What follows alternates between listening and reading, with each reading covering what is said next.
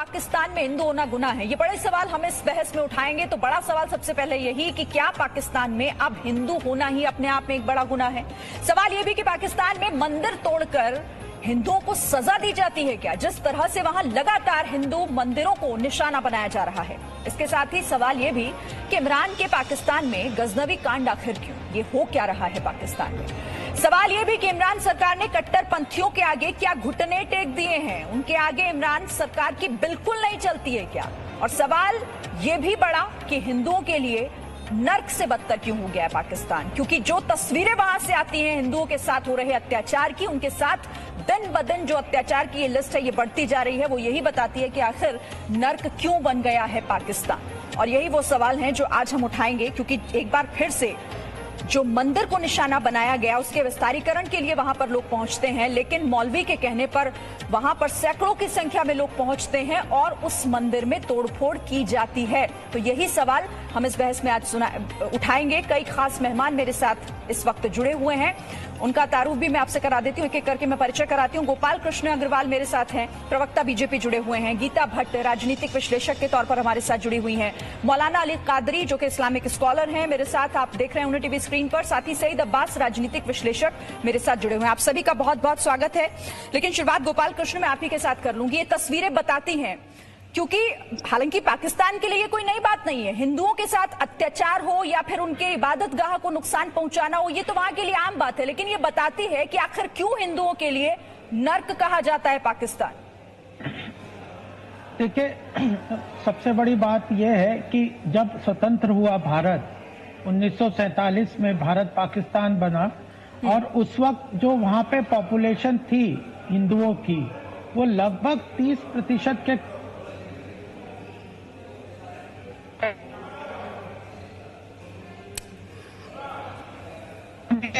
यह जो है वह इतनी जो कम हुई अपने आप में यह दर्शाती है कि वहां पे एक ऑर्गेनाइज तरीके से हिंदू माइनॉरिटीज को खत्म किया गया, उनको खत्म, और उनके साथ दुर्व्यवहार हुआ, सभी तरह का है, रेप है, सब बलात्कार है, जबरन धर्म परिवर्तन है, हिंदू धर्म मंदिरों को तोड़ने की बात है, और कई तरह के जो ब्लास्फेमी लॉ के अंतर्गत कार्यवाही है। तो यह, और इसके बारे में जब भारत में आवाज उठती है तो कई भारत के लोग भी इस बात को बिना समझे, उनकी समस्याओं के ऊपर जागरूक ना रह के अपनी जो धर्म, जो अल्पसंख्यकवाद की राजनीति है उसके कारण उस चीज को सही ढंग से भारत में भी उठाने नहीं देते।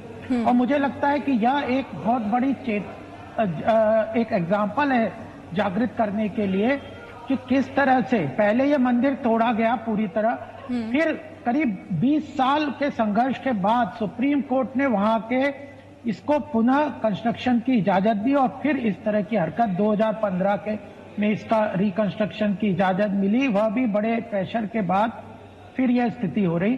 तो यह भारत को समझना पड़ेगा कि हिंदुओं का पाकिस्तान में पूरी तरह से खात्मा करने का एक षड्यंत्र चल रहा है, और वह बहुत ही भारत के लिए दुख की बात है कि हम लोग अपने भाइयों के साथ पूरी तरह अगर खड़े नहीं हुए यहाँ के देश के लोग, तो वहां पे पूरी तरह से खत्म कर देंगे वह हिंदुओं को। गीता तो भट्ट, मुझे लगता है कि एक बहुत बड़ी बात है। गीता भट्ट, ये तस्वीरें आपने भी देखी होंगी, जिस इबादत गाह की, जिस मंदिर की सुरक्षा की बात वहां का सुप्रीम कोर्ट करता हो, वहां पर अगर इस तरह की हरकतें होती हैं, जब सुप्रीम कोर्ट की नहीं सुनी जाती, तो फिर जो हिंदू हैं जिनकी आबादी वहां पर इतनी कम है और दिन ब दिन घटती जा रही है, तो उनके साथ क्या होता होगा, ये तो हम अंदाजा लगा ही सकते हैं। जी शिरीन, जब से पाकिस्तान बना 1947 में, तब से वहां के जितने भी अल्पसंख्यक हैं उनका जो आर्थिक, राजनीतिक और जो सामाजिक उनके अधिकार हैं, उनका लगातार वहां पतन होता रहा है, उनसे छीन लिए गए हैं। और यही कारण है कि आज वहां हिंदू 2% से भी कम रह गया है। और यह बात इसलिए है क्योंकि वहां का जो संविधान है पाकिस्तान का, वह इस बात की इजाजत देता है, ये वैधता देता है, जिस प्रकार की जो ये घटनाक्रम आपने दिखाया है खैबर पख्तूनख्वा का, और ऐसे कई सारे घटनाक्रम जो लगातार पाकिस्तान में हिंदुओं के खिलाफ और बाकी जो अल्पसंख्यक हैं ईसाइयों के खिलाफ होता रहे हैं, उनका कारण कारण ये है कि उसका संविधान इस चीज की वैधता देता है। खुद पाकिस्तान का जिन्ना रिसर्च इंस्टीट्यूट जो है उसकी अपनी खुद रिपोर्ट है, अ क्वेश्चन ऑफ फेथ करके एक रिपोर्ट है जिसमें सारी ये बातें बताई गई है। खुद वहां लिखा गया है कि यहाँ हिंदुओं की किस प्रकार से जो है उनके ऊपर, उनकी महिलाओं के साथ जिस प्रकार का दुष्कर्म किया जाता है, उन्हें जबरदस्ती घरों से उठा के ले लिया जाता है और आए दिन हमें यह खबरें मिलती रहती है। आप देखेंगे कि वहां ये नहीं, जो सत्ता में भी जो ऐसे लोग हैं जो चाहते हैं कि जो अल्पसंख्यक है उन्हें अपने अधिकार मिले, उनका क्या असर हुआ। जो पाकिस्तान में जो पंजाब है उसके जो गवर्नर थे सलमान तसीर, उनकी हत्या कर दी गई, खुलेआम निर्मम हत्या कर दी गई, सिर्फ इसलिए क्योंकि वह अल्पसंख्यकों के अधिकारों के हक की बात करते थे। वहीं की सरकार में जो वहां की माइनॉरिटीज मिनिस्टर 2011 में थी, शाहबाज भाटी, जो कि एक ईसाई थी, उनकी निर्मम हत्या कर दी गई खुलेआम और उसकी कोई कार्यवाही नहीं, हत्या करने वालों को कोई सजा नहीं मिली किसी को। इस बात की वहां की जो एक आप ये कहेंगे जो संवेदनशील एक समाज को होना चाहिए, जो सेंसिटिविटी है, वो जब से वहां इस्लामिक कट्टरवाद जिस प्रकार से बढ़ रहा है और आज जो एक चरम सीमा पर है, वहां इमरान खान क्या कोई भी अगर प्रधानमंत्री आ जाए वो वहां कुछ भी करने की उसकी वहां पे उसके अंदर ना उतनी हिम्मत है, ना ही उसको इस प्रकार के अधिकार है, क्योंकि ज्यादातर जो प्रधानमंत्री वहां बैठते हैं वो वहां फौज की सपोर्ट से बैठते हैं। क्योंकि सरकार कोई भी हो, लेकिन सरकार को आखिर किसके कहने पर चलना पड़ता है पाकिस्तान में, ये तो हम देख ही रहे हैं। कट्टरपंथियों का बोलबाला। सईद अब्बास, सीए की जरूरत क्यों थी और क्यों है, ये तो ये तस्वीरें बता रही हैं। जो सीए का विरोध करते रहे, जो बरगलाते रहे लोगों को, आज उन्हें जवाब देना चाहिए। इन तस्वीरों पर तो कम से कम बोलना चाहिए। शिरीन जी, सबसे पहले तो ये बात है कि मैं जो बात कहने वाला हूँ इससे आप भी राजी होंगे। मेरे प्रिय मित्र जो भाजपा के प्रवक्ता हैं जनाब गोपाल कृष्ण अग्रवाल साहब, गीता भट्ट जी, प्रोफेसर जी और मौलाना हनीफ साहब, न हिंदू बुरा है न मुसलमान बुरा है, जो करता बुराई वो इंसान बुरा है। मैं जी न्यूज के माध्यम से तमाम आपके दर्शकों से कहना चाहूंगा कि हम इस बात का कृपया करके हिंदू मुसलमान ना करें जो पाकिस्तान में हो रहा है। मैं एक हिंदुस्तानी के नाते कहूंगा कि ये गलत है और इसे बिल्कुल भी होना नहीं चाहिए। और उसके साथ साथ मैं ये कहूंगा कि यूनाइटेड नेशंस को क्या कर रहा है, यूनाइटेड नेशंस ऑर्गेनाइजेशंस, ये वक्त है कि यूनाइटेड नेशंस पाकिस्तान के जो प्राइम मिनिस्टर है इमरान खान, उनको सवाल करें और जो गुनहगार हैं उन्हें सलाखों के पीछे डालें। ये इमरान खान जो है एक मुनाफिक आदमी है, इसको हिंदुस्तान के मुसलमानों की परवाह है, लेकिन जब चाइना के उइगर मुस्लिम पे जुल्म होते हैं ये चुप हो जाते हैं। क्यों? क्योंकि चाइना से इनको फायदा है। तो मैं यही बात करूंगा कि कृपया करके हिंदू मुसलमान ना करें। आप ये भी जानते हैं कि उज्जैन में क्या हुआ, बहुत सारे लोग एक समुदाय के कैसे मस्जिदों मिंबरों पे पढ़ के तोड़फोड़ कर रहे थे, नारे लगा रहे थे, ये भी गलत है। लेकिन मैं हिंदू मुसलमान नहीं करूंगा, जो लोग ये काम करते हैं वो गलत है, क्योंकि ना हिंदू बुरा है न मुसलमान बुरा है, जो करता बुराई वो इंसान बुरा है। लेकिन आप तस्वीरों तो देख रहे हैं ना कि वहां पर आप हिंदू मुसलमान करने की बात कर रहे हैं, लेकिन वहां पर अत्याचार किसके खिलाफ हो रहा है। मैं तस्वीरें आपको दिखाती हूँ, आप भी देखिए। इन तस्वीरों को देखकर आप समझ जाएंगे कि वहां अत्याचार क्यों और किसके खिलाफ हो रहा है, कैसे वहां पर लगातार जो हिंदू मंदिर है उनको निशाना बनाया गया। धर्मांतरण की तस्वीरें भी आप लगातार देखते होंगे कि कैसे लड़कियों को वहां पर जबरन अपहरण करके 20 से 25 हजार ऐसी लड़कियां हैं, 25 हिंदू लड़कियां जिनका अपहरण किया। हाल देखिए आप इन तस्वीरों को।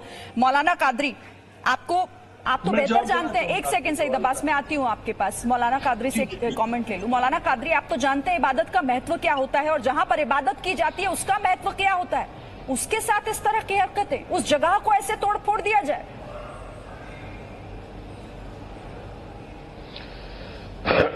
देखिए मैडम, ये जो पाकिस्तान में हरकत हुई है इसकी कड़ी निंदा की जाती है और ऐसे लोगों को कतई तौर पर शरपसंदी है जिसकी हम इस्लाम से जोड़ा नहीं जा सकता, लेकिन वहां के मौलवी ऐसा मुखालिफत करें। मैं मौलाना कादरी आपको साफ कर दूं कि एक मौलवी के कहने पर सैकड़ों की संख्या में, हजारों की संख्या में भीड़ पहुंची है वहां पर। शिरीन जी, ना देखिए, आप ये बात को मत जोड़िए। मैं फिर एक बार कह रहा हूं नहीं, जो तथ्य है मैं वो आपको बता रही हूँ, मैं बात नहीं जोड़ रही कहीं पर, तथ्य आपको बता रही हूँ। और आप भी जानते हैं कि वहां पर मौलवियों के कहने पर ही कैसे कट्टरपंथ बढ़ रहा है, आप भी जानते हैं, आप इसको नकार नहीं सकते। मौलाना कादरी, 1992 में यहाँ के, सुनिए, 1992 में यहाँ के ही साधुओं ने और यहाँ के पॉलिटिकल लीडर्स ने ही अयोध्या में हजारों के मजमे को जमा किया था। तो क्या हम उसको चीज हिंदुइज्म को हम गलत कहेंगे? नहीं कहेंगे। मैं ये कह रही हूँ, आपको आप बाबरी का जिक्र कर रहे हैं, मैं ये तस्वीरों के आधार पर आपसे पूछ रही हूँ, आप इसको सही ठहरा रहे हैं कि वहां के मौलवी जो कर रहे हैं वो ठीक है, इसको फिर इस्लाम से कैसे ना जोड़ा जाए? खतई नहीं करेंगे। ठीक है, सही दब्बा करेंगे, सही दब्बा, बिल्कुल नहीं करेंगे। जी, सबसे पहले तो ये बात है कि जो मौलवी हो या फिर कोई चर्च का प्रीस्ट हो या मंदिर के कोई भी पंडित हो या गुरुद्वारे के कोई भी संत हो, अगर वो लोगों को भड़का रहे हैं तो उनको जल्द से जल्द केस बुक होना चाहिए, ऐसे लोगों को जेल में डालना चाहिए। सवाल पाकिस्तान के प्राइम मिनिस्टर इमरान खान से बनता है कि वो कर क्या रहे हैं। आपको फिक्र है हिंदुस्तान की माइनॉरिटी की, आप खुद अपने देश के माइनॉरिटी के लिए क्यों नहीं कुछ करते? ये दोगलापंथी क्यों और ये मुनाफिकत क्यों? और दूसरी बात, वो भी जानते हैं, हम भी समझते हैं और सारी दुनिया जानती है कि वहां पर इमरान खान की मजबूरी आखिर कट्टरपंथियों के सामने घुटने टेकने की क्यों है। जब वहां इबादत करना इतना मुश्किल है तो हिंदुओं के लिए जीना कितना मुश्किल होता होगा, ये सोचिए।